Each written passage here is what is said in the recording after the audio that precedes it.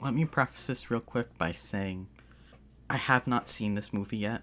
I hope it's good. I want to like it. I'm just reporting my thoughts on the box office here. I love the MCU. I want it to continue to be good. Just want to say this for all the Marvel fanboys out there. I'm not crashing on it because I don't like the MCU or anything. I'm just giving you my thoughts on the box office and telling you what I've heard. Okay, let's go. Shang Chi outperforms initial expectations, does underperform a little bit the expectations that are reported on the other day, that was expected to make 75 to 85 million, but it ends up making 71.4 million, which is a lot better than what I was expecting. I was expecting that 35 to 55 million. It beat that, but it's still lower than Black Widow. And it's not on Disney Plus. It's exclusive to theaters now. So while it did beat the expectations, it's not a complete triumph, let's say. This is an article from NPR by Shannon Bond. Hollywood's newest superhero is saving the day on screen and off.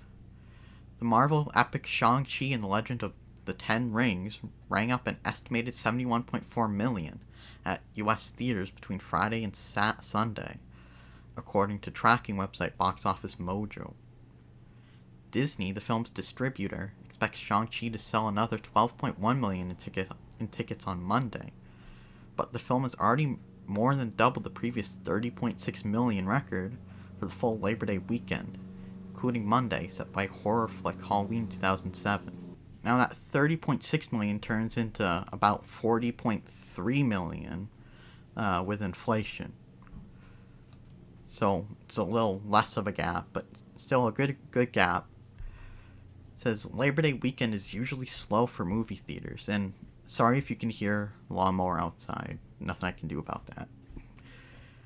Labor Day weekend is usually slow for movie theaters, industry analysts say, with most blockbusters released earlier in the summer, and attention shifting to the new school year and the start of college football season. The pandemic has made it even tougher to sell movie tickets, especially with the rise of the Delta variant, keeping some viewers home and forcing several movie openings to be delayed. The weekend haul gives Shang-Chi the second highest box office opening for any film released during the pandemic, behind Marvel Cinematic Universe installment Black Widow, which topped 80 million on its opening weekend in July. Shang-Chi's theatrical success is the ultimate confidence builder for the industry, Paul Degarabidian, a senior analyst at ComScore, told the AP. The film is Marvel's first epic to star an Asian hero. It tells the story of the eponymous kung fu master who's hiding from his warlord father by living undercover as a normal guy named Sean in San Francisco. Unlike Black Widow, which was released simultaneously in theaters and on the Disney Plus streaming service, Shang-Chi can only be watched on the big screen until October, when it is expected to make its Disney Plus debut. And with it being exclusive in theaters, not on Disney Plus, you'd think it'd make a little more. Black Widow, according to Disney, made 60 million on Disney Plus opening weekend or week. So you'd think you'd get the benefit of that reflecting the box office a little bit. Maybe not that full 60 million, but a decent chunk. And then you got, there's nothing out right now, nothing competing with it.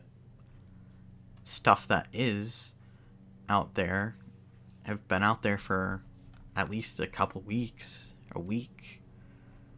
So there's not much to compete with it. It's still making less than Black Widow, which I expected. I mean, Black Widow's a better known character, so that's expected. But I think that's still a lot less than they wanted this to make. I think it's less than it should have, even in this time. Their upcoming movies are Eternals, which they're not doing a good job of marketing that one. I'm sorry. They didn't do a good job marketing this one either. I didn't think the trailers were good for this. But Eternals just looks boring. You got Thor: Love and Thunder, female Thor. Let's see how that plays out, though. See if that sticks, or if that's just for that movie.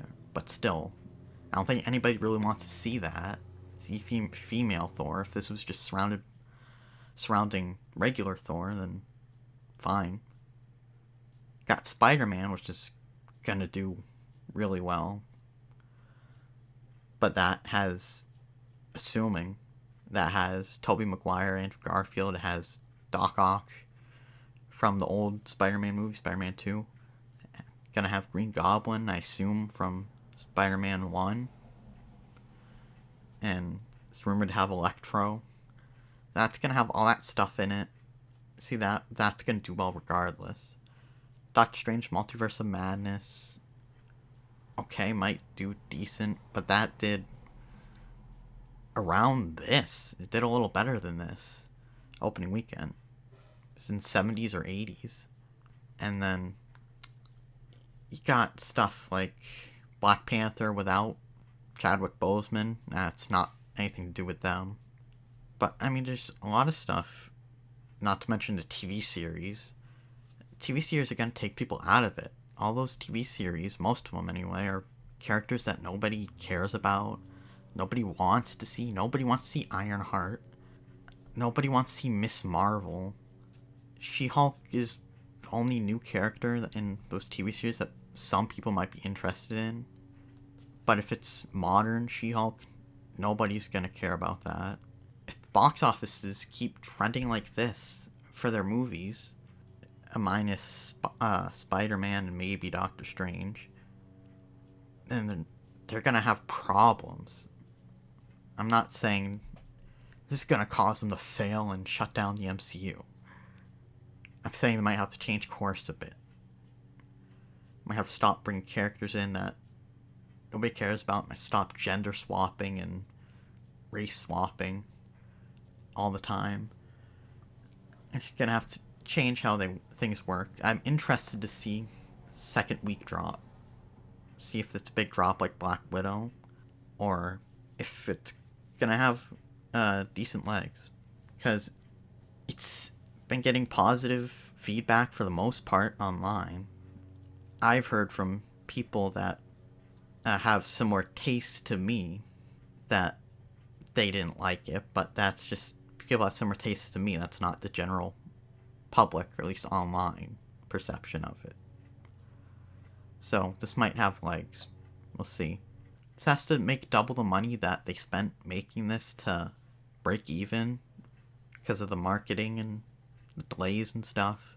So it has to make at least $360 million. I think the budget was like $180.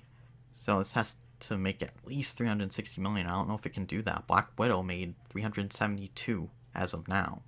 And that's a better known character. And this made less than Black Widow opening weekend, so we'll see. But it's still looking like it might flop. Again, we'll see. It has positive feedback online, at least, for the most part. So it might have legs. This movie is also not releasing in China. Neither did Black Widow, but they just made this one to pander to China. This is why this movie exists. And to get Asian representation, but mostly to pander to China. And it's banned there because of, like, stereotypes and stuff like that. It's kind of a funny situation, but that's going to hurt it as well.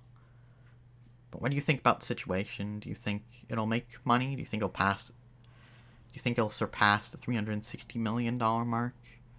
Think it'll have legs? Do you think it's going to have a big drop-off? Let me know. Like the video if you liked it. Subscribe if you want to see more. Comment, share. I have another channel called Thoughtful Outlaw Sports where I talk about basketball, baseball, football, anything else sports related I'm interested in, so check it out, and I'll see you next time. Bye-bye.